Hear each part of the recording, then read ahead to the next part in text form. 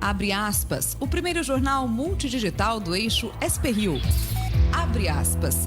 Apoio Sicredi. Gente que coopera, cresce. Segunda-feira, 20 de abril, ao vivo pelos Facebooks da SP-Rio Mais e do Jornal Vale, está no ar o Abre Aspas, direto dos estúdios da SP-Rio Mais, no Jardim Aquários, em São José dos Campos, São Paulo. Você confere nesta edição. Bolsonaro discursa em ato pela intervenção militar. Governadores assinam carta de apoio ao Congresso. Brasil tem 38.654 casos confirmados e 2.462 mortes por coronavírus. Governo de São Paulo convoca Felício Ramute para reunião após decreto de flexibilização da quarentena. Decisão do MP sobre decreto fica para depois do feriado. Essas e muito mais notícias logo após o comercial na edição de hoje do Abre Aspas. Fique com a gente.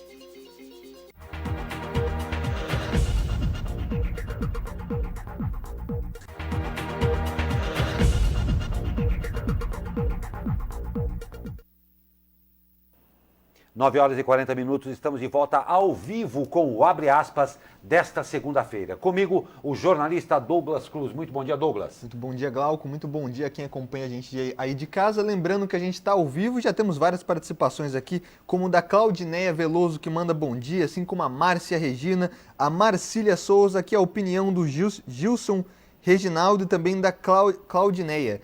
A Claudineia falou aqui sobre o prefeito de São José dos Campos, né, Glauco? Que você tem uma informação interessante aí. Exatamente. Aliás, nós temos aqui uma informação muito importante para você. No segundo bloco deste jornal, hoje nós teremos aí uma entrevista ao vivo com o prefeito de São José dos Campos, senhor Felício Ramute. Claro, nós já esperamos a sua participação, tá ok? E vamos às notícias de hoje.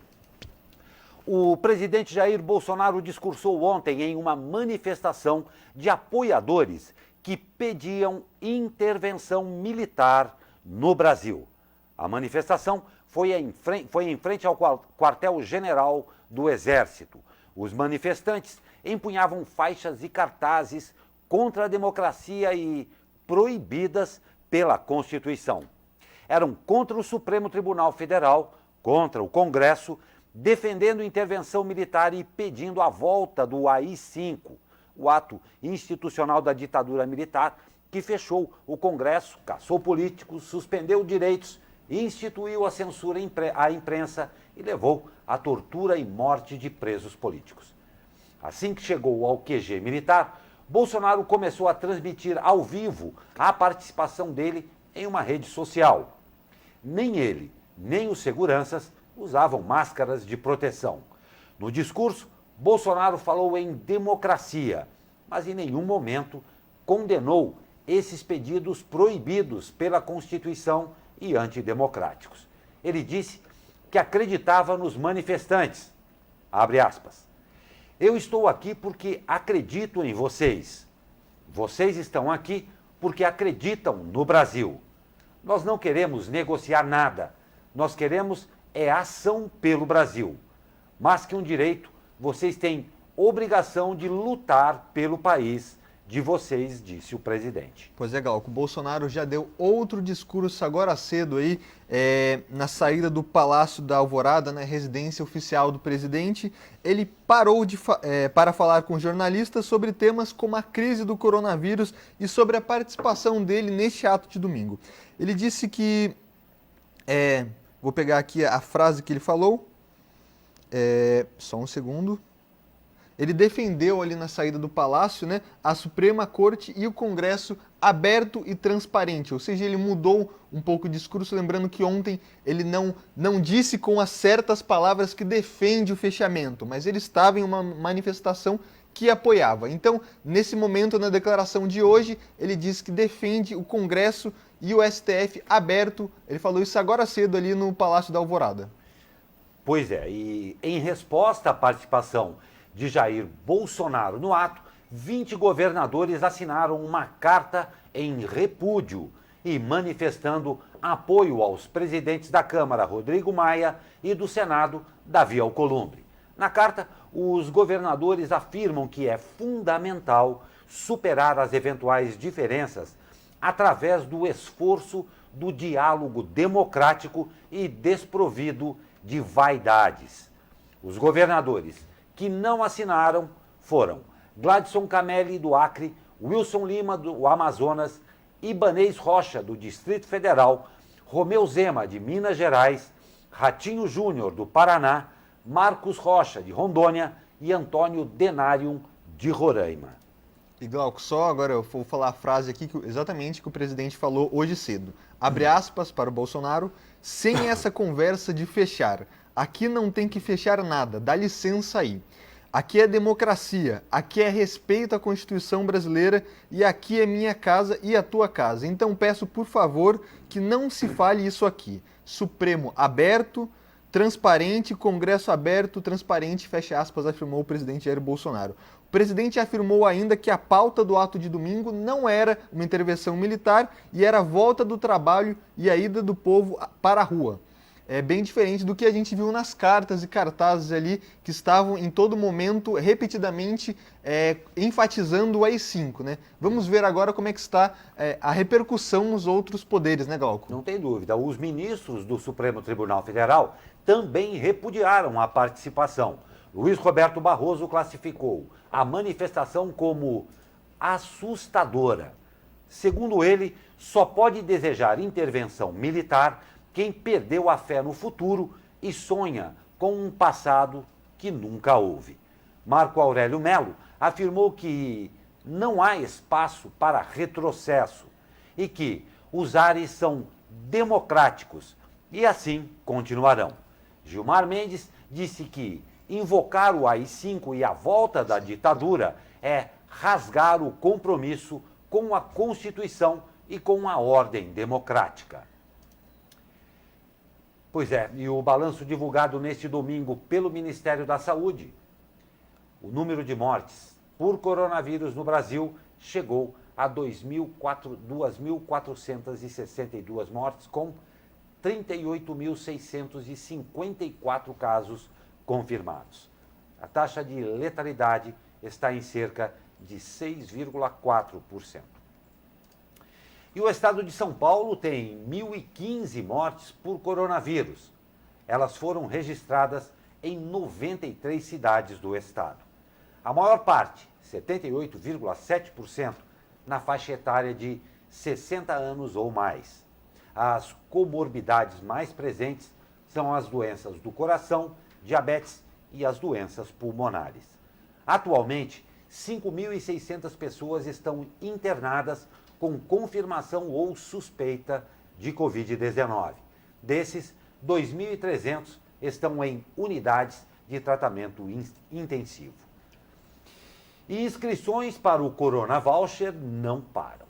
A Caixa Econômica Federal informou que até a noite deste domingo já foram finalizados 40,5 milhões de cadastros no aplicativo e site da instituição para o pagamento do auxílio emergencial de R$ 600 aos informais.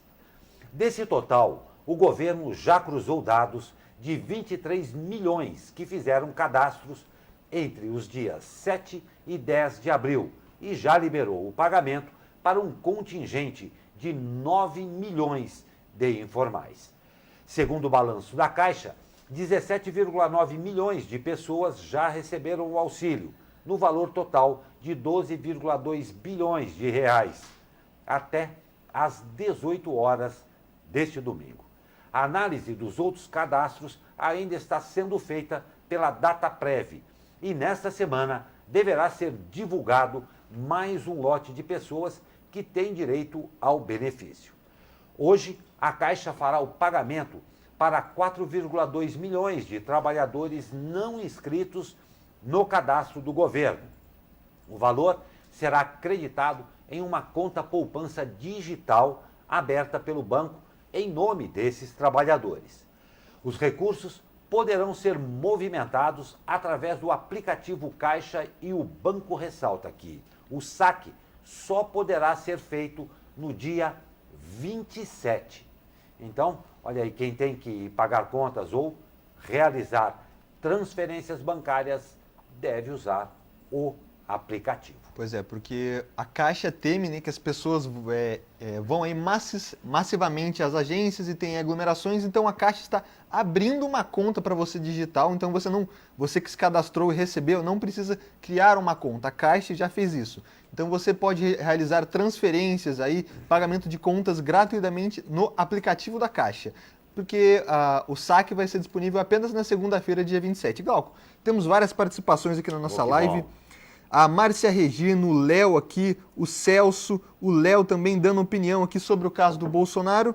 E o Celso Aparecido pergunta, e quantos já foram curados? Muito interessante, Celso. O governo federal parou de dar esse balanço oficial. Exato. Então a gente não tem como dizer oficialmente quantos casos foram curados no Brasil. O último balanço foi dado aí na semana retrasada, ainda sobre o mando do ministro da Saúde, né, o antigo, o Mandetta, né, falava de 14 mil curados, um número bem alto, mas então o Ministério da Saúde parou de dar esse balanço e a gente espera que volte, né, porque é sempre bom ter uma notícia boa, sempre bom ter um balanço positivo. E Glauco, ainda sobre o número de casos, a gente já falou aí um número bem alto no Brasil, no Vale do Paraíba, o número do Covid-19 subiu 74% em apenas uma semana, chegando a 271 casos confirmados, segundo balanços aí das secretarias municipais de saúde.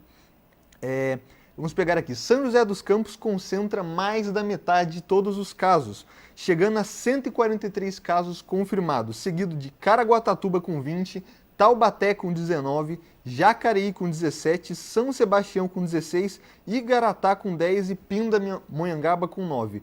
A gente já falou aqui, né?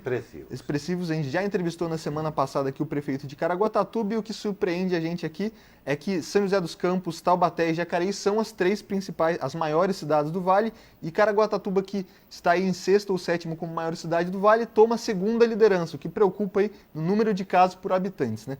Mas enfim, no segundo bloco a gente vai estar entrevistando o prefeito Felício Ramute, que vai poder explicar esses casos para a gente, explicar se a cidade tem condições, estrutura de saúde para atender a todos esses 143 aí, pacientes infectados pelo coronavírus, né, Glauco? Não tem dúvida, exatamente como disse o Douglas. Agora, no segundo bloco, entrevista ao vivo com o prefeito de São José dos Campos, senhor Felício Ramute. Nós vamos a um rápido intervalo e já voltamos. Fique com a gente.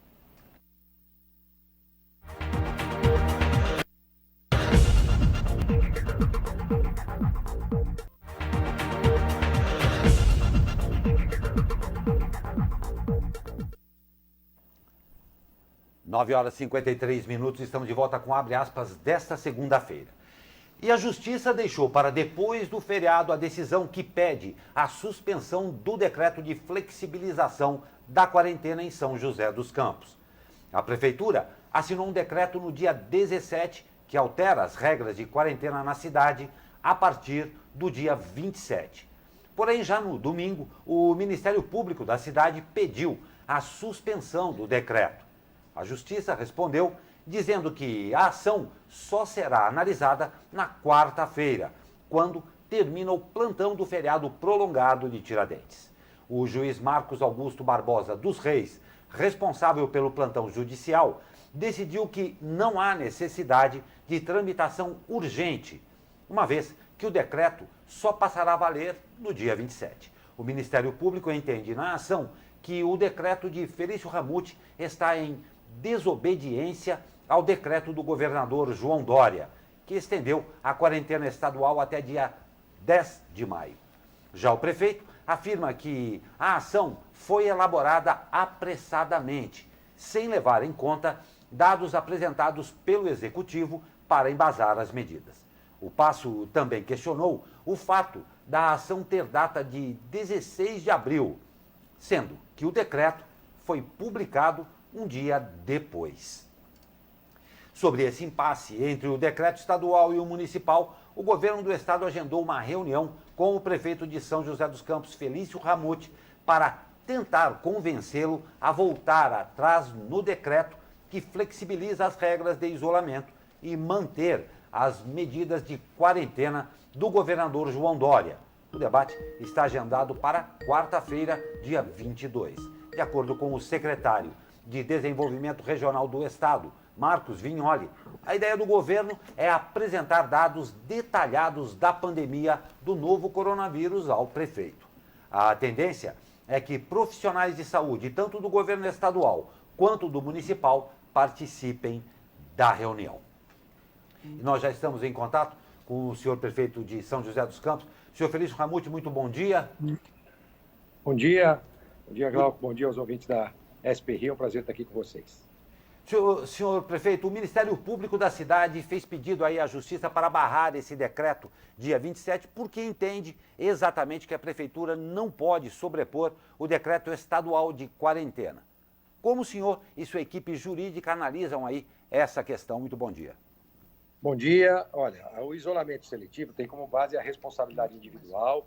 Nós apresentamos todos os dados, informações, todo nosso embasamento científico para implementar o isolamento seletivo na nossa cidade. Tivemos um questionamento do Ministério Público, questionamento esse que já seguiu para a Justiça, primeiro para um juiz plantonista, que entendeu que não caberia a ele o julgamento, e encaminhado, então, agora para os juízes titulares das varas específicas para cuidar desse caso. A partir de quarta-feira, isso deve ser analisado pela Justiça, pelos juízes. Para nós, era uma ação que a gente já previa, né? Até porque existia até mesmo anteriormente uma recomendação do Ministério Público, mas nós temos a convicção que estamos seguindo toda a lei e temos todos os argumentos e dados necessários para implementar o isolamento seletivo. Vale lembrar que o isolamento social cumpriu muito bem o seu papel até aqui. É importante que as pessoas continuem em casa. No isolamento seletivo, você deve sair apenas se necessário e terá um grupo de empresas abertas, comércios e de serviços que se adicionam aos grupos dos serviços e comércios essenciais. Então, portanto, você deve seguir a mesma regra de ficar em casa e sair somente o necessário.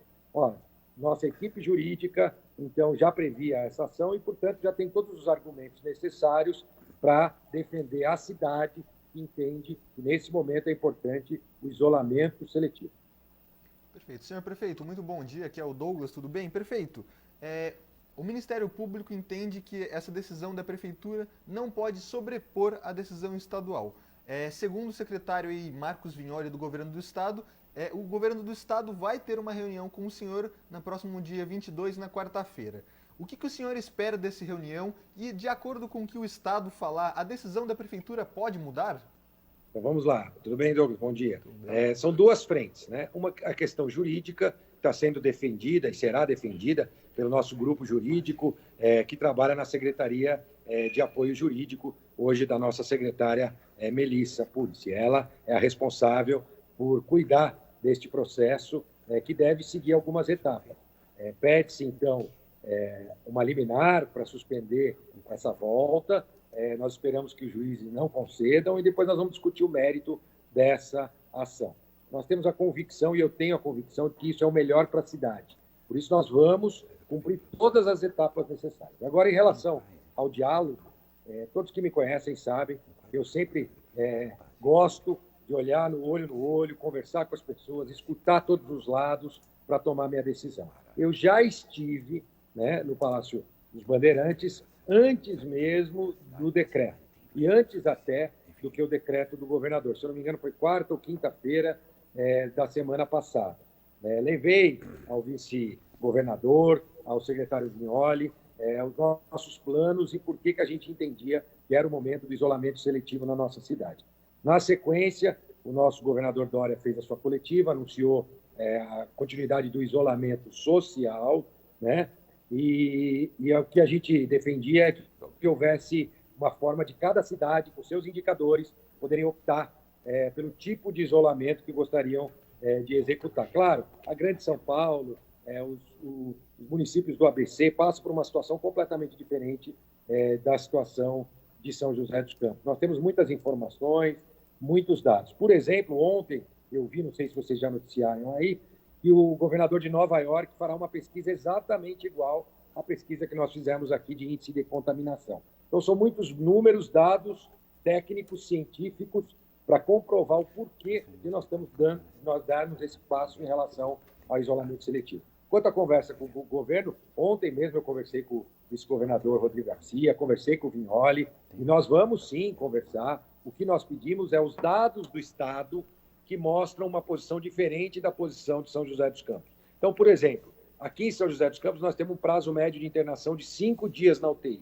Eu gostaria de saber com qual base que o Estado está trabalhando. Se for a base da Europa, eu entendo que isso não serve para a cidade, tampouco para o Estado, né? Que é de 15 dias úteis para curar esta doença especificamente. Então, todos esses dados devem ser passados para nós. Por exemplo, tem um estudo da Unesp. Eu vi todo o estudo da Unesp. Agora, pode ser que tem parte do estudo que eles não divulgaram. Agora, se for baseado no estudo da Unesp que eu vi, a base de dados é muito fraca. Ela se faz referência a Twitter, ao Google, ao mapa rodoviário do estado de São Paulo e a tendência das rodovias e a ligação com os principais centros próximos às rodovias. Me parece pouco consistente. Agora, talvez a pesquisa da Unesp tenha mais dados, mais informações, e eu sempre vou estar à disposição. O que aconteceu é que até agora nós não vimos nenhum dado que indicasse um caminho diferente daquele caminho que a nossa cidade resolveu tomar. Tá certo, perfeito. Falando exatamente de dados, muitas pessoas aqui na nossa live estão perguntando com que informações, com que dados a prefeitura se embasou para fazer esse decreto. O senhor já adiantou alguns, você pode adiantar outros dados, como por exemplo, a cidade tem capacidade de leitos de UTI para atender essa demanda, alguns dados especificamente aqui de São José dos Campos que a prefeitura e o senhor se utilizaram para fazer esse decreto.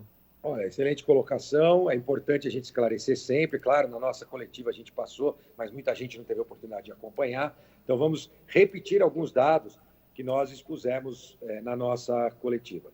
Primeiro, em relação, repito, o isolamento social foi importante para capacitar nossas equipes de médicos, de enfermeiros, para que a gente pudesse apurar justamente esses dados. Então, esses 30 dias foram muito importantes para a cidade conhecer a doença, que até então a gente tinha informação que vinha da Europa, dos Estados Unidos. Então, agora a gente tem todas as informações científicas necessárias para tomar a decisão. Então, a primeira informação importante, quantidade de leitos de UTI por 10 mil habitantes.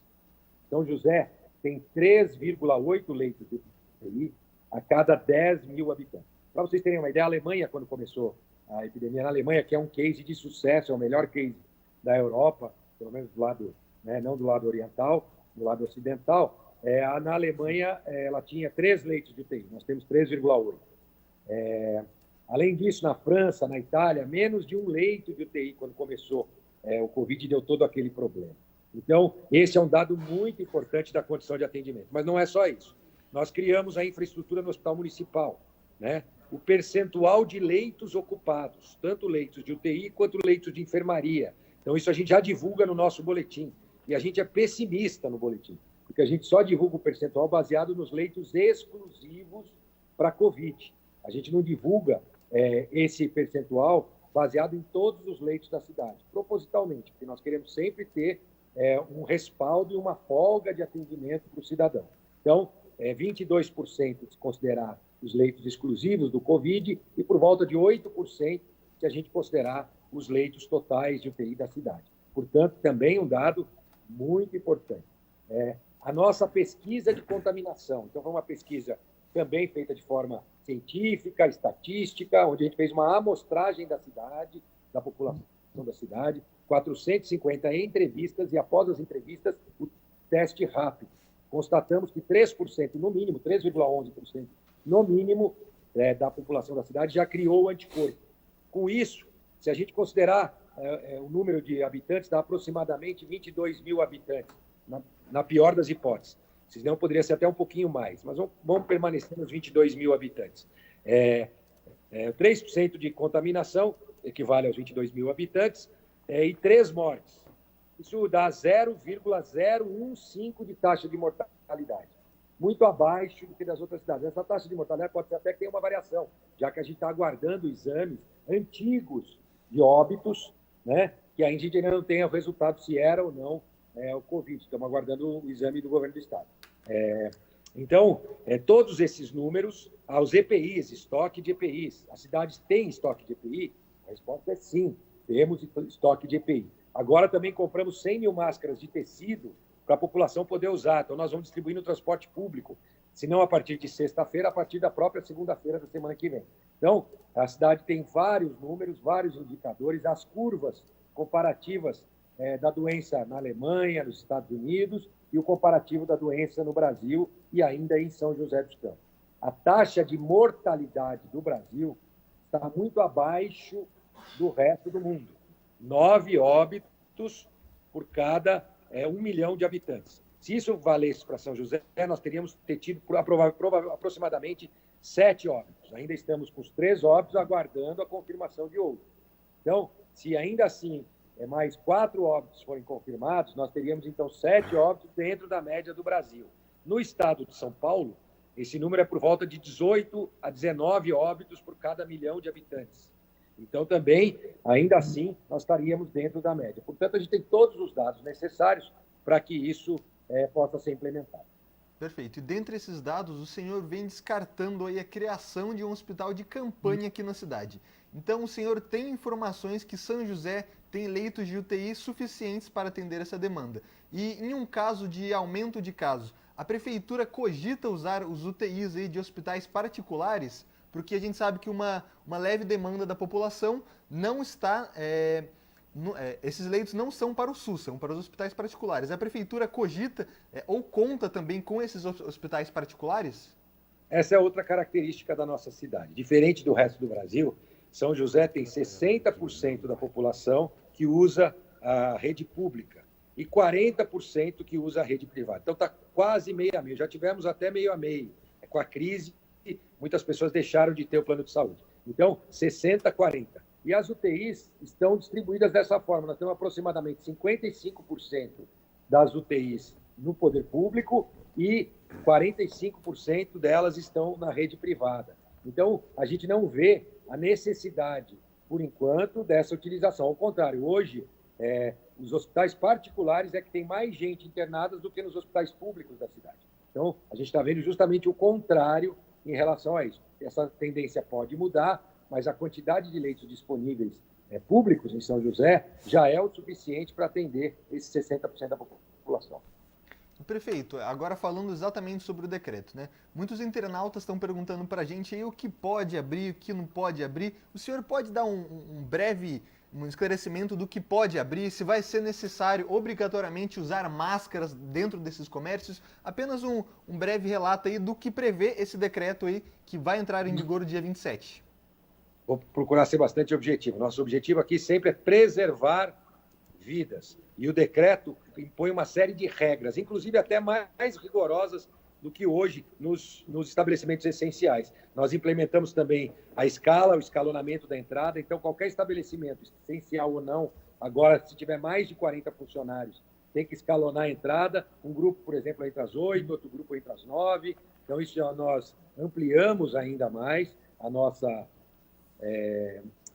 exigência, e aí uma série de regras para, primeiro, são divididos em 2 blocos, comércios, cabeleireiros e salões de beleza, escritórios de serviços e vendas e comércios de rua 15 e de shoppings. Esse é o primeiro grupo. Esse é a partir do dia 27, se os dados epidemiológicos dessa semana continuarem da mesma forma. Então, aí, esse é o primeiro bloco. Somente esses comércios adicionais poderão atuar. Ok, estamos de volta com o Abre Aspas. Nós tivemos uma pequena dificuldade técnica aqui e agradecemos muito a vocês todos que estão participando em massa aqui da entrevista com o prefeito Felício Ramute, aqui de São José dos Campos. Prefeito, eu agradeço a sua participação e também a sua paciência e já volto com a palavra ao senhor. Muito obrigado. Respondendo à pergunta do Douglas, que eu acho que foi o momento que caiu, né, Douglas? Você exatamente. Sobre a responsabilidade, né? Se a prefeitura, logicamente, diariamente assume essa responsabilidade, mas nesse caso do coronavírus, se a prefeitura também tem ciência que se caso o número de casos aumente, como é que a prefeitura vai lidar com isso? Olha, Douglas, primeiro é o seguinte, o que a gente apresentou foi uma série de dados e indicadores. Conforme a doença vai aumentando, a gente sabe que esses dados e indicadores irão também aumentar. A grande questão é que se eles aumentarão além da nossa capacidade de atendimento. ou nós deixaremos de prestar algum serviço para o cidadão pelo excesso que possa vir a ter de pessoas. Essa responsabilidade sem dúvida nenhuma, a nossa equipe e eu assumo, porque a gente monitora os dados todos os dias. É claro que ao longo dos próximos dias nós teremos, sim, gostaríamos que não, mas provavelmente teremos ainda óbitos, teremos os resultados dos óbitos que estão sendo confirmados pelo governo do Estado, pelo Instituto Adolfo Lutz. Então, o que a gente tem que acompanhar é sempre o indicador. Por exemplo, o percentual de leitos ocupados, se ele está passando do total de 50%, hoje nós estamos em 22%. Nesse momento, quero até passar em primeira mão, acabei de receber o relatório das 10 da manhã. 2 vezes por dia eu acompanho o relatório do Hospital Municipal. Neste momento, no Hospital Municipal, nós temos 14 pessoas internadas, 4 pessoas na UTI e 3 pessoas em uso na UTI do ventilador, do respirador. Para vocês terem uma ideia, a nossa UTI tem capacidade para, lá no Hospital Municipal, apenas uma das UTIs, nós temos 2. Uma delas tem capacidade para 36 UTIs, 36 respiradores. Nesse momento, nós temos 3 pessoas. Portanto, 12 vezes menos do que a capacidade de respiradores que somente o Hospital Municipal tem. Então, esses dados que a gente tem que ir acompanhando e eles devem se manter estáveis e não devem passar muito daquilo que é aceitável. A gente não pode ter um excesso de problema e acabe congestionando a nossa rede pública de atendimento. Isso, minha equipe e, claro, cada um de vocês, porque a responsabilidade individual também é do cidadão, ele tem que continuar se cuidando, mantendo os hábitos e rotinas de higiene, lavando as mãos com álcool gel e com água e sabão, e também saindo somente se necessário. Essa é a diferença. O isolamento seletivo permite que as pessoas possam sair, por exemplo, para comprar um brinquedo para sua criança que está fazendo aniversário e voltar para sua casa. Esse é o objetivo. Saia somente se necessário e a responsabilidade será compartilhada por todos nós. Perfeito, perfeito. A gente abordou muitos assuntos aqui sobre o tema coronavírus, né? Para encerrar esse assunto, coronavírus, o senhor tem algo aí que queira ressaltar? Lembrando que tanto a Prefeitura quanto o Estado ainda dependem de ações da Justiça, de reuniões com o Estado. Tem mais algum assunto que o senhor queira abordar para a gente finalizar o tema coronavírus? Olha, primeiro, deixar claro que a nossa equipe tomou uma decisão porque entende que isso é o melhor para a cidade. Consequentemente, como eu disse já no início da entrevista, nós vamos cumprir todas as etapas necessárias para ver a nossa decisão válida na nossa cidade. Então, isso é importante dizer. Nós não vamos desistir no meio do caminho da nossa convicção baseada nos nossos dados, nas nossas informações e no nosso estudo científico. Então, nós não vamos deixar essa convicção no meio do caminho de forma alguma. Então, isso é bom deixar claro. E, em segundo lugar, que você faça a sua parte, fique em casa, saia somente se necessário. O resultado do isolamento seletivo, que pode servir, inclusive, de exemplo para o resto do Brasil, depende da Prefeitura, depende de você também na responsabilidade individual para fazer a sua parte. Perfeito, senhor Felício, também atendendo a inúmeros pedidos aqui na edição de hoje. A vida continua. E a ponte estaiada? Sim, entregamos a Via Cambuí, agora ela tem aquela saída da Vila da Tatetuba que está sendo concluída, acho que até o final do mês já concluiremos também a saída da Vila Tatetuba, que ficou ainda para ser feita, que é o retorno da Dutra sentido São Paulo, e agora até sexta-feira a ponte estaiada. Nesse momento nós temos acho que mais de 100 pessoas trabalhando em todas as frentes lá na obra, para deixar ela pronta para a utilização das duas pontes da ponte estaiada. A parte de baixo ainda será concluída, o recapeamento, a parte de jardinagem, de paisagismo, tudo isso ainda será feito ao longo do próximo mês. Mas a utilização em si, até sexta-feira, as pessoas já vão poder utilizar as duas pontes que compõem um complexo viário da ponte estaiada. E eu vou explicar. Tem muita gente que, quando a gente lançou a obra, achava que ela estava restrita apenas à ponte. Então, eu vou explicar mais pontos do complexo viário. Primeiro, a ciclovia. Existe uma ciclovia que já está pronta naquele trecho, vai atravessar o Senhorinha e vai ligar até a Zona Sul. Essa ciclovia já está pronta no trecho da ponte estaiada. Claro, ela vai passar por baixo ali, no arco da ponte, ali, ao lado do arco. Mas já estava prevista, porque eu lembro que teve muita gente que disse que a ponte estaiada não incluía o transporte cicloviário. Mas, como vocês podem ver, ela inclui. Tanto é que já está até mais adiantada do que a própria obra da ponte. Segunda questão, o alargamento da ponte do Senhorinha. Nós temos uma ponte lá do Senhorinha que não tinha calçada, né? As pessoas tinham que atravessar no meio da rua e ela era estreita. Nós estamos alargando a ponte do Senhorinha e construindo uma passagem para a ciclovia e para os pedestres. Terceiro ponto, a troca dos pontos de ônibus. Então, o ponto de ônibus do Extra agora está num lugar muito melhor, um ponto de ônibus coberto, enfim, com uma série de benefícios. Além disso, dois novos pontos de ônibus. Um na descida, um pouco depois de uma lanchonete que tem ali, ele vai ali para cima, e o outro próximo do Instituto São José, ali em cima, onde nós também teremos um novo ponto de ônibus. Então, além do ponto de ônibus do Poupa Tempo, um ponto mais acima. E, por fim, do complexo viário, à direita livre na descida do Aquários. Então, nós teremos ali um sinal de pedestres, claro, mas fora o sinal de pedestres, quem tiver no carro vai poder virar à direita ali, sem precisar esperar os outros semáforos, só com exceção do semáforo claro de pedestre. É uma direita livre que foi feita e já estava prevista no projeto original. Tudo isso vai facilitar muito a fluidez do trânsito, garantindo os 60 mil usuários de ônibus que usam todos os dias chegar nos seus trabalhos mais cedo, voltar para casa mais cedo, e para quem usa com transporte individual ou de bicicleta, passar com segurança e sem o trânsito que antes a gente tinha naquela região. Senhor prefeito, não tem a menor dúvida, a Ponte Estaiada cumpre hoje, no momento em que estamos vivendo, uma alegria muito grande para toda a população. Eu tenho certeza que está todo mundo muito recorrente, estou lendo aqui todas os comentários a respeito disso. Parabéns, muito obrigado, eu agradeço muito a sua participação, sabendo que vai ser um dia muito carregado ao senhor, nós agradecemos a sua participação aqui no Jornal Abre Aspas, desta segunda-feira. Muito bom dia, muito obrigado. Eu que agradeço a oportunidade, um bom dia a todos. Perfeito, legal. Que a gente teve a participação do prefeito, foi muito legal, né?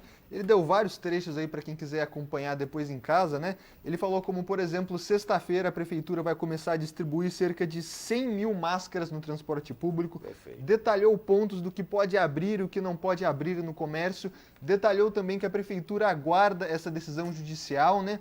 Que vai sair aí na quarta-feira sobre se esse decreto é ou não válido, né? De flexibilizar o comércio. Disse que a prefeitura se baseou aí em dados como o número de contaminação da população, que segundo o prefeito está em cerca de 3,11% aí que já desenvolveram anticorpos, ou seja, cerca de 3% da população de São José dos Campos já contraiu o coronavírus, sendo curado ou não. Muito interessante os números, né? A gente vai destrinchar isso aí através do dia no site da SP Rio+, também do Jornal Vale, passando todas as informações que a gente pode retirar aqui dessa entrevista com o prefeito Felício Ramute, né, Gal? Não tem dúvida, muito produtiva a entrevista, e eu até peço desculpa que me faltaram as palavras, eu estava conferindo aqui a participação, nós agradecemos demais a participação de todos vocês aqui nessa entrevista com o prefeito Ramute, que inclusive deu um dado aqui de última hora, né? Exatamente, exatamente. Ele disse aí que cerca de...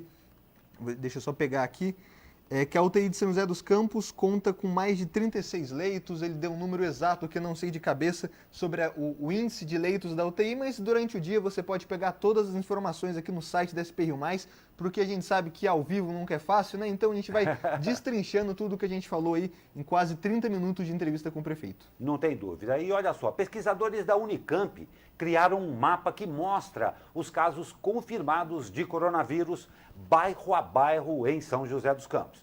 O cientista social Leandro Besseneri é um dos desenvolvedores do sistema e comenta conosco nessa edição aí via Skype. Muito bom dia, Leandro.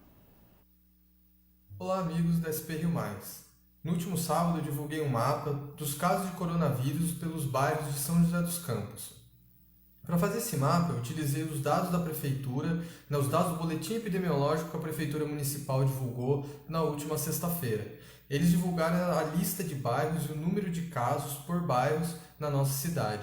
Então eu peguei essa lista, eu espacializei ela. Eu peguei o mapa de bairros da cidade junto com o limite urbano de São José dos Campos e atribuí os casos a esses bairros, de forma que a gente consiga ter uma tradução visual do boletim da Prefeitura, do número de casos por bairros, para a gente poder entender a dinâmica desse vírus e por onde, quais são as regiões que estão apresentando o maior número de casos confirmados da doença. Então nós temos o Aquários Urbanova, por exemplo, com 11 casos, e ao mesmo tempo nós temos casos outros bairros, né, com apenas 1 ou 2 casos, conforme divulgado.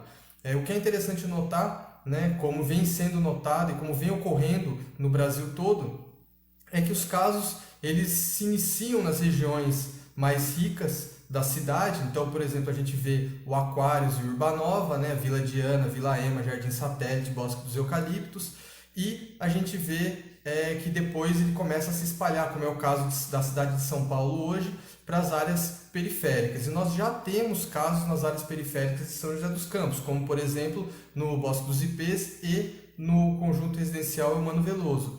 Então, e no residencial União também. Então, nós temos que, eu acredito que o mapa ele ajuda a gente a entender a evolução da doença e o espalhamento dela pela cidade.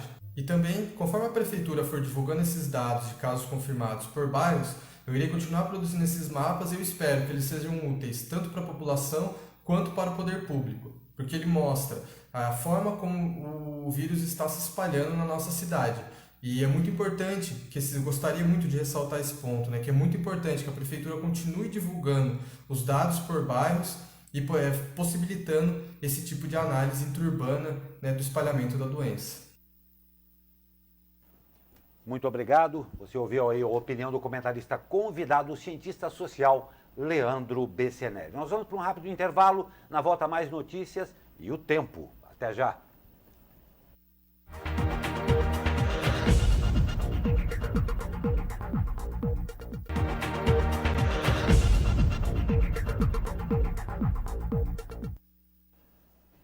Dez horas e 30 minutos, estamos de volta com o abre aspas desta segunda-feira. E vamos saber como é que fica o tempo. Parece que a coisa está secando mesmo.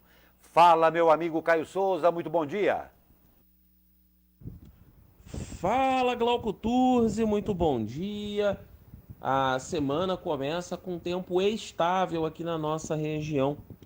Nós vamos ter aí um dia de céu parcialmente nublado a claro, com bastante sol, mas a umidade relativa do ar vai ficar bem baixa na parte da tarde, inclusive na casa aí dos 50%. Por isso é importante lembrar sim de beber bastante água. As temperaturas seguirão estáveis com relação ao dia de ontem.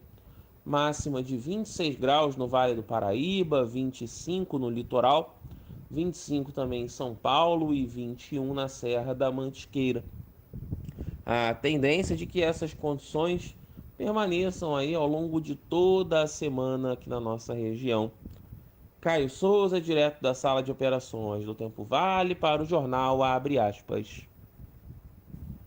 Muito obrigado, Caio Souza. Ótima segunda-feira e ótima semana e feriado a todos vocês aí também do Tempo Vale. E a pandemia mudou a rotina de milhares de brasileiros. A renda de muitos foi prejudicada e há quem esteja sem condição de pagar os valores da pensão alimentícia. A advogada, especialista em direito humanizado nas áreas de família e sucessões, Débora Gelman, diz que não serão raros os pedidos de revisão de pensão alimentícia. A advogada esclarece que apenas alegar que a renda foi afetada pela pandemia não é o suficiente para que seja arbitrada uma redução no pagamento. É preciso provar que houve diminuição na renda do devedor e que ela não é suficiente para arcar com o pagamento integral da pensão. Caso o valor realmente seja reduzido, é importante se atentar se a mudança é temporária ou se perdurará no tempo. Devido à pandemia, no dia 25 de março, o Superior Tribunal de Justiça estendeu a todos os presos por dívida alimentícia os efeitos de uma decisão liminar que garante a prisão domiciliar. No começo de abril, o Senado aprovou o projeto de lei que, entre outros pontos, para a contenção do vírus, estabelece o regime domiciliar para os casos de atraso em pensão. E as companhias aéreas reduzem voos em mais de 90% no país. A Latam, maior companhia aérea da América do Sul, informou que suspenderá todos os voos internacionais de passageiros até o fim de abril. A empresa seguirá apenas com sua operação doméstica no Chile e Brasil. A medida também foi adotada por outras companhias do setor, frente aí, claro, aos prejuízos pela queda na demanda dos passageiros. O governo deve anunciar medidas de estímulo ao setor na próxima semana. Isso é muito ruim aqui, principalmente para a nossa região, né, Glauco? Não há dúvida. Porque a gente tem aqui a Embraer na nossa cidade de Taubaté, que fabrica aviões e também tem um setor muito forte na manutenção de peças. Então, com 90% aí dos voos parados, isso impacta diretamente a economia do setor aqui de aeronave de São José dos Campos. Não tem a menor dúvida. E olha, para as empresas aí de aviação, uma crise seríssima, assim como também o turismo. Exatamente. Está passando por um momento, dentre todos, está passando por um momento bem difícil também. E a Lojas Renner anunciou o fechamento por tempo indeterminado de todas as lojas físicas no Brasil, Uruguai e Argentina, em shoppings ou em ruas, desde sexta-feira agora, dia 17. E conforme matéria aí do BNews, a medida também inclui as marcas Camicado, Yukon e Ashua.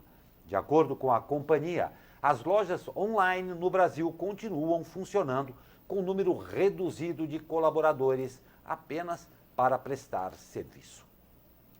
E no esporte, a FIFA divulgou aí um vídeo em que jogadores de futebol de todo o mundo batem palmas em homenagem aos profissionais de saúde e de serviços essenciais que trabalham na luta contra o coronavírus. Participam do vídeo craques brasileiros como Pelé, Marta e Ronaldo, e estrangeiros como Maradona, Zidane e Beckham.